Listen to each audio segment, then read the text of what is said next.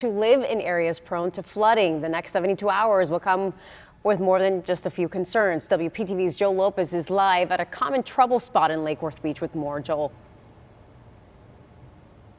That's right, Hani. People here say even a casual storm floods their homes, and now it's hurricane season, so the city has dropped off these sandbags to help, but many residents have also taken matters into their own hands.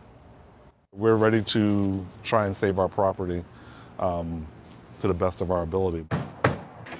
Being hurricane season ready is much more than food and supplies for people living at the West Village Arts Lofts. We've lifted everything up off the floors. We put all the furniture on stilts. We have shop vacs, mops, air blowers. This as the 3 units are known to flood, and rain from the tropics could mean major damage. It's scary because we don't know if we'll really be able to weather a storm. Some residents say flooding has caused up to $20,000 in damages. Now, some have spent up to $10,000 for barriers, even permanently closing off their garages to keep the water out. The water had been coming up about 9 inches, so we had to build a seawall around our place. Residents say Lake Worth Beach officials are working on an exfiltration system and hired engineers.